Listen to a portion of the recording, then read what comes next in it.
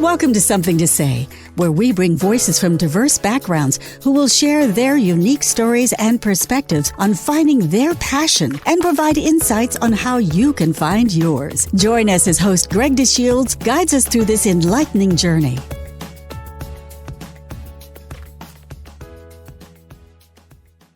Welcome to Something to Say podcast, a unique platform that amplifies the voices of individuals from various backgrounds sharing their passion. I'm your host, Greg DeShields, and I'm pleased to bring you another episode. Thank you for joining us. Today, we welcome Jonathan Hunter. Born and raised in Philadelphia, with over 30 years of professional experience making things happen, whether building community connections, starting and running a successful business, or creating educational programs that matter. Think of Jonathan as a professional juggler.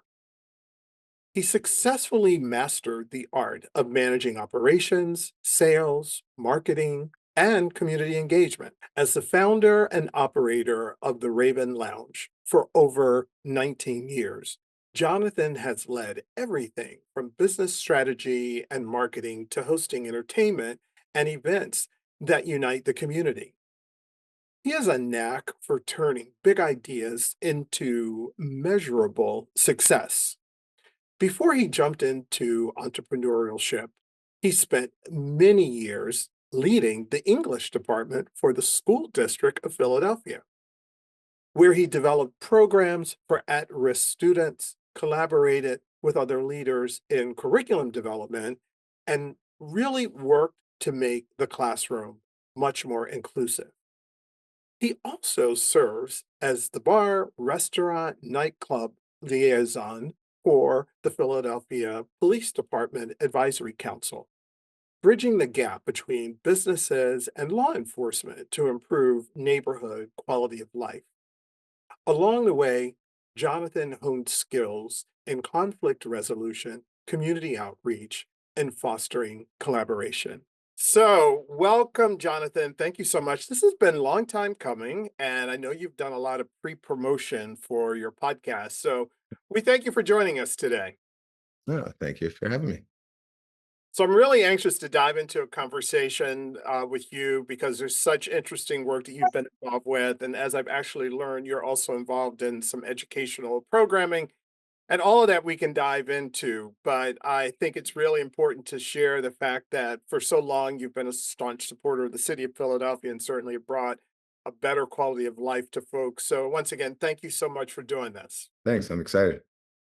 So we know you're a busy person and you're constantly networking with business leaders and really serving as what has become known as a liaison for some of the bar, restaurant, nightlife activity here in Philadelphia, working with the Philadelphia Police Department. And we'll dive into all of that as we get into our conversation. But I think for most, as they listen to our podcast, they always like to hear more about the individual. So we do what's called a get to know you section, where we ask you some questions about who you are as a person, just so our Mhm. audience gets to know you a little bit better. So are you up for answering a few get to know you questions first?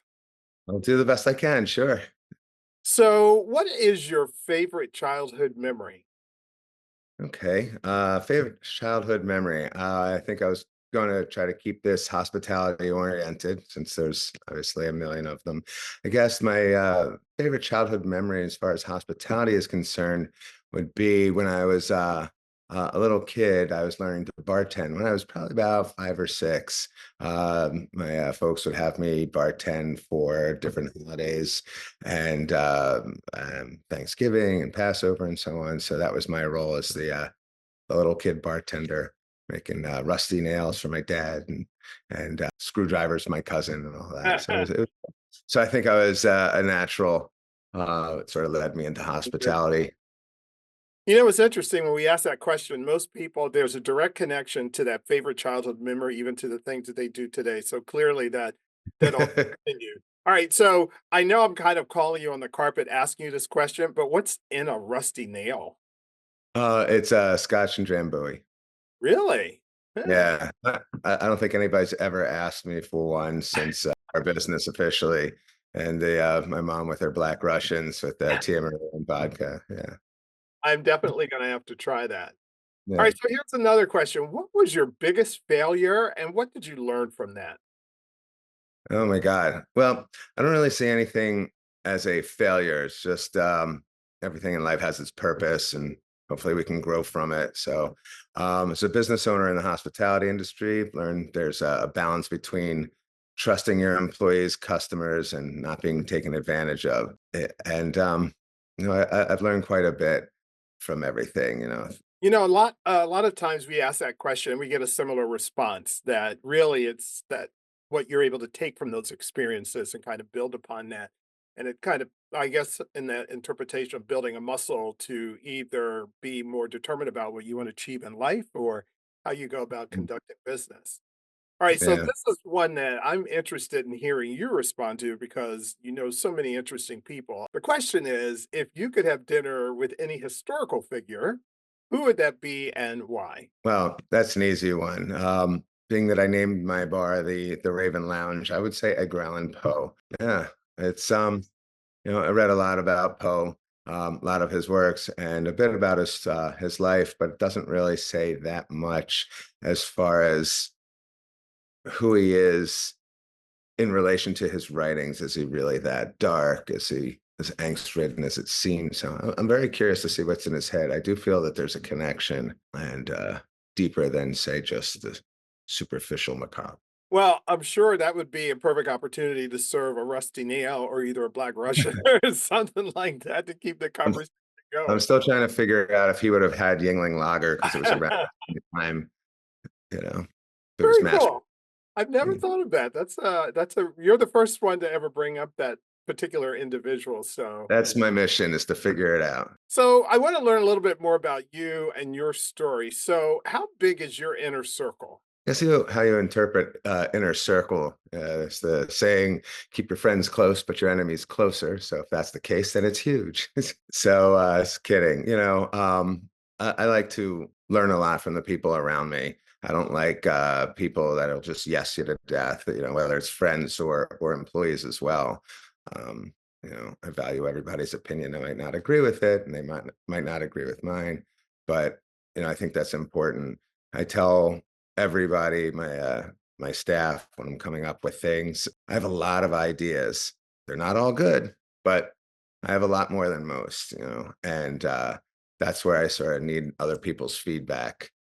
Will this idea work? Will that, whether it's personally or professionally, um, you know, and I think that's really important.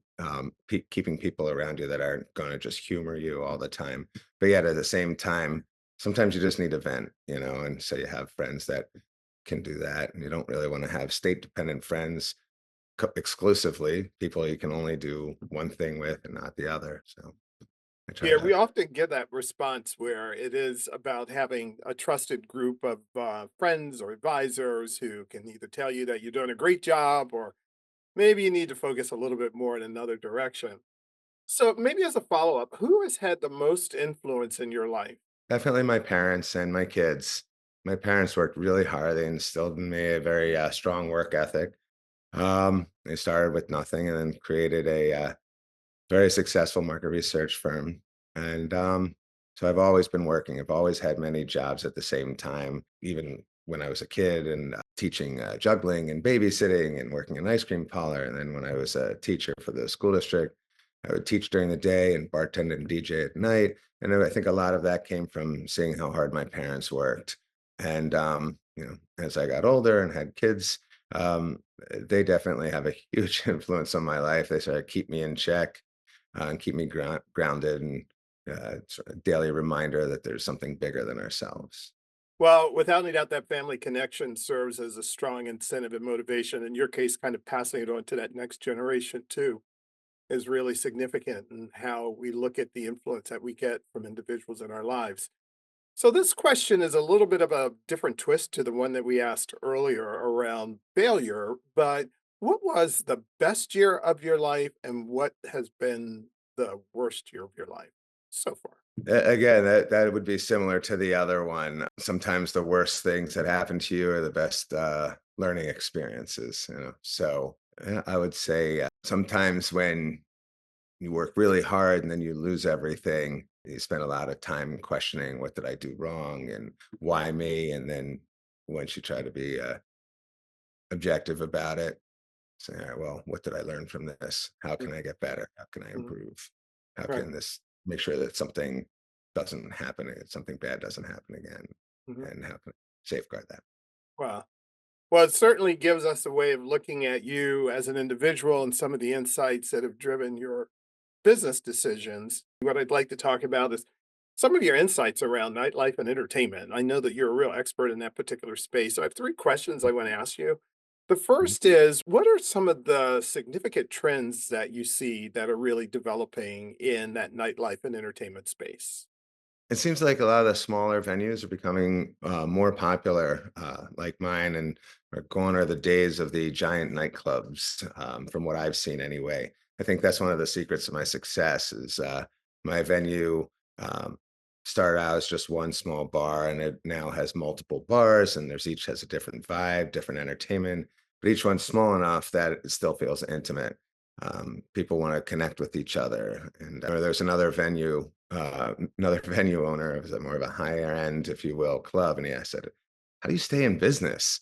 As he looks at my place, is we're a little more rough around the edges. And I said to him, I said, "Your chandelier cost more than my entire club." And I said, people don't go out to look at ceiling fixtures. They go out to look at people and meet people. And at the end of the night, nobody's leaving with your chandelier, but they're going to go home and with a new friend at other spots. So I think something I've noticed is that after the pandemic, and especially with the increased use of smartphones, that people aren't really connecting with each other as much as they used to. So I think that now, maybe I'm wrong, but it seems like they're starting to figure out what the missing pieces of their lives, and that's human interaction. So, um, as far as the trends go, I mean, I was very shy growing up. And then eventually, I came out of my shell and started bartending at other places. And I always wanted to create a spot where customers can come and they meet other people in a way that doesn't seem contrived. So I would set up board games and sketchbooks all over my bar at the Raven Lounge and essentially icebreakers to bring people together. Another thing that I do is I intentionally don't label the bathrooms. I know it irritates people, uh, but oh well, my place, But like always, there's a method to my madness. Despite popular opinion many times. And the reason being is it actually forces people, customers, to talk to other people, to open their mouths and say, "Where's the bathroom?" I know it seems silly, but there are people that'll go days with just sitting on their phone, and even when they go into the bar, they'll order a drink and then they'll just, there's not as much human interaction. So in my opinion, the more interaction we have with one another, the better. And I think that's where I see as the trend. I Mm. think, not to say that we necessarily started the trend, but I've noticed, we have hundreds of sketchbooks where people will come and they'll flip through and then they'll draw pictures of other people. It's any way to bring folks together, and then they'll come back and say, "Oh, is my drawing still there?" Or, what have you, and, you can go and talk to somebody and say, "You wanna play some Connect Four," as opposed to, "So, um, uh, what's your sign?" Or whatever it is they said back in the day, you know? Very So, cool. So that that idea of really small venue and engagement opportunities for customers is really one of the big trends. How about mhm. misconceptions? Are there some misconceptions that you'd want to maybe clear up as it relates to nightlife and entertainment? Oh, sure. That's an easy one. The nightlife industry, people think, it's all fun and glamorous and it's easy money. And well, it's true and exciting. And you do get to meet a lot of really great people and sometimes celebrities in a fun environment. It's a lot more work than people realize, and many times not as profitable.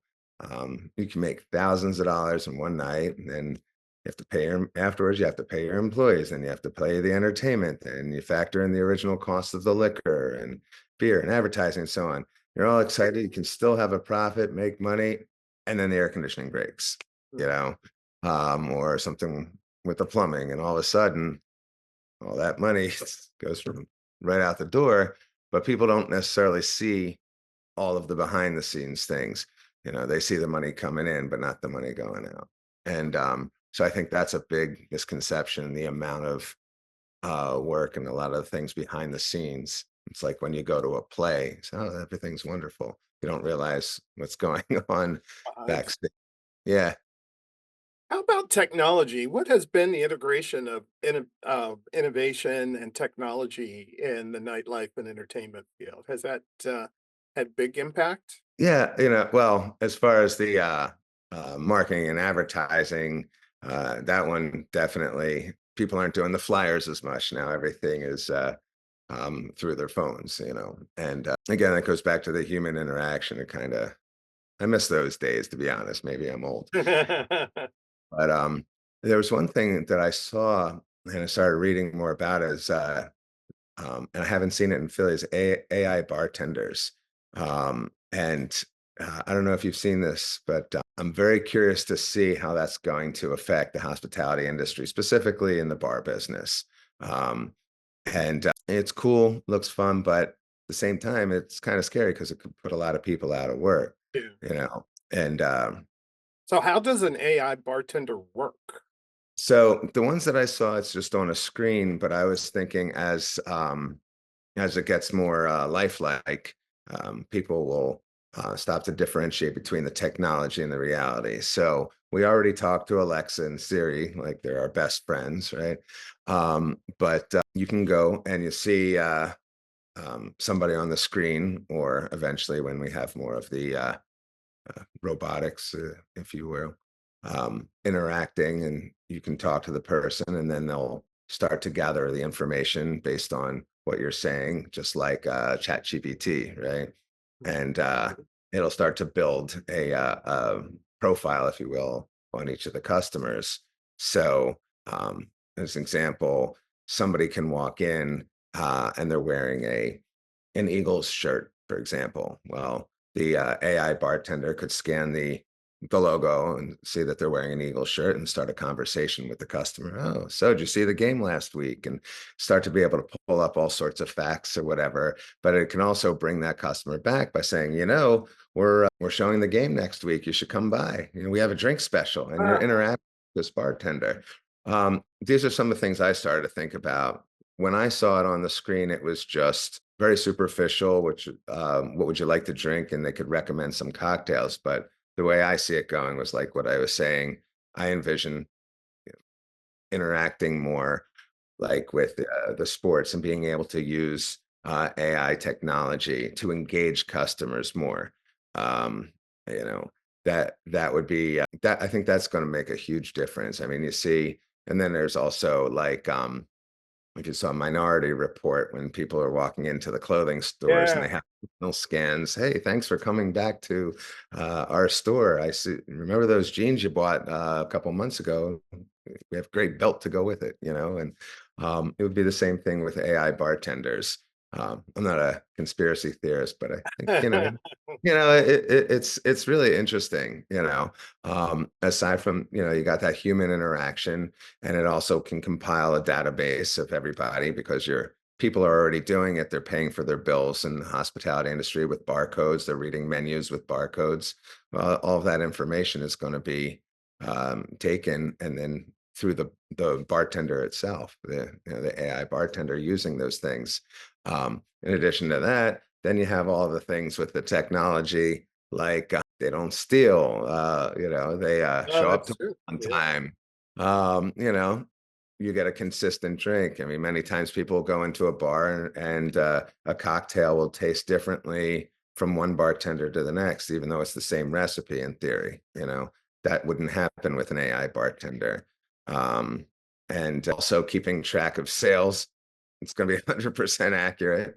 And they're not giving away free drinks or over pouring, or they're not taking smoke breaks or gossiping or getting other things they're not supposed to. They can also scan IDs, and that can go into the database. We have all these things already, um, but to see it integrated more with that, again, that human interaction of being able to see a person, it's going to make a difference. Well, I can definitely imagine, for a number of our favorite, bars that that's a little bit scary to see if it ever happens. So maybe not everywhere, just some Yeah, places. yeah. No, well, there's a lot of people go to their favorite bar because it's their favorite bartender, and that's how the bartender creates regulars, right? And people want to go and have that connection, right? Well, I'm sure you've been to plenty of bars where there are bartenders that just don't do that. Yeah, It's a shame, customer will get a drink right. and then the bartender will serve it and then go back on their phone or talk to other people, leaving that customer unattended. Well, you know, the AI is not gonna do that because they already know, hey, you were there last week, you know? How's your mom? She's still sick? Is she feeling better? So I think human bartenders really need to step it up, Yeah. when it comes to that. So Well, we'll continue to watch that AI bartender, and that offers a great deal of insight in terms of how this continued integration of technology is affecting a variety of industries. So, in our last few minutes, I have some quick questions for you, and then I want to ask you our something to say podcast question. So, yeah. the first one, because these are really very tailored to you as a person. So, first, did you ever consider being an entertainer? Entertainer. It's funny. I definitely live vicariously through the entertainers at the Raven Lounge. I love entertainment. I love performances. I play a little bit of guitar, so a little bit. So I play our open mics sometimes. But that's about it. Um, Definitely not stand-up comedy. Um, I think of myself as somewhat funny or at least amusing, but I've seen so many things being taken out of context for performers and especially stand-up comedians that it's scary. But as far as entertainment in general, it's interesting. There's the product and then the work behind it. So like the entertainment business, like the nightclub business in general. I'm Mm, aware of the amount of work that it takes to become a performer or a professional athlete. yeah. I have this fascination with professional musicians and actors and athletes. People say to me, well, they're just like people like everybody else, which is true on many levels, but then why do they get paid more than everybody else?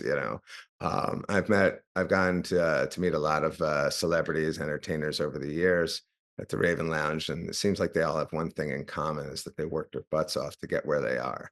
And I took an acting class in as an undergrad, Mm. and memorizing the lines and making them believable, that takes hours. And that's true for learning an instrument or playing a sport to become a professional athlete. That's a lot of work. So I would love to be an entertainer, but I just haven't put in the work enough to be successful on that level. Well, how about another quick question for you? What is your favorite neighborhood in Philadelphia? Okay.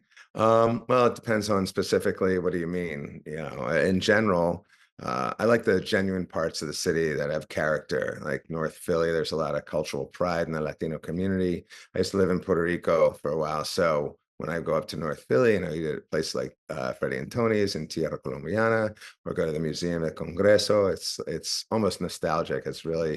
I really like that area. I wish more people from other parts of the city would go out of their comfort zone and check it out. Maybe, I don't know, maybe more foot traffic there would mean less crime. I don't know, but it seems like there's a lot of places in the city that people need to explore more. I live in South Philly and in Pensport area, and it's nice, nice place to raise kids, and it's close enough to other. It's not super exciting, but it's a nice place to raise the kids. And I don't go out as much anymore, but Rittenhouse Square has so many amazing restaurants with these creative cuisines and so on. But I don't want to sound too woke here, but I feel like I'm not a huge fan of the excessive cultural appropriation for profit for some of the places. In my opinion, if you want real Mexican food, go down to South Philly and the food trucks or Ninth Street, and also supporting small businesses. So there's a lot of spots in the city. So I'm going to jump to our final question because it means so much to us. So we are entitled Something to Say. So What do you Yeah. have to say? I mean, first, I'd like to thank you very much before anything for inviting me to this podcast. It's really exciting. It's my first podcast, so thank you, Greg, for that. I don't know. I'd like to think that I try to lead by example in shaping the way people interact with others. I'm a mediator, so I try to bring people together to resolve their differences. And what I found is that people just genuinely want to connect with others, don't understand each other. So education is really important, and not talking just about the school system, but in life in general. I think that's really important. I think we have 2026 that's coming up in Philly, and it's going to be a very big educational experience for everybody living here and all the people that are going to be coming in, learning from one another and showcasing what Philly has to offer. And I'm excited. Um, and I'm just really excited. I'd like to be a part of that. Well, you So, certainly bring a lot of insight and perspective, and we'll share that. There was one other question just before I go that I didn't ask you. Your favorite band? oh God, that's funny. Somebody asked me that a while ago, and it depends on the environment. How's that? I'm very involved with the music world. Starting as a DJ, Drexel Radio, when I was in high school, all the way up through um, owning a club. So it depends on the environment. So I guess if I'm running, I like the Red Hot Chili Peppers. If I'm driving on long trips by myself, DJ Shadow. Driving on long trips with my kids, some 80s hip hop. Beastie Boys are always fun. When I'm cooking dinner, Gypsy Kings. When I'm eating dinner, Frank Sinatra. Doing dishes, Rage Against the Machine, and just relaxing, Sade. So, Well, Jonathan, thank you so much for sharing your insights and your passion. Also, your band. You've had some real cool ones that you did shout out to. And I also want to just say so much of what you described is really words that are truly informative, but also inspiring to some of our leaders or listeners, I should say, who are tuning into Something to Say podcast. So thank you so much for joining us today. thank you for having me. So, listeners, that's a wrap for this episode of Something to Say. Stay tuned for more inspiring conversations with voices of individuals from diverse backgrounds sharing their passions. So, until next time, this has been Greg DeShields. Thank you for tuning in to Something to Say. We trust you found some valuable insights and takeaways that can help you find your passion. Don't miss out on future episodes. Please subscribe, rate, and review us on your preferred platform. We value your feedback and suggestions, so let us know how we can serve you better. Keep the conversation going and stay inspired until we meet again. Take care and happy listening.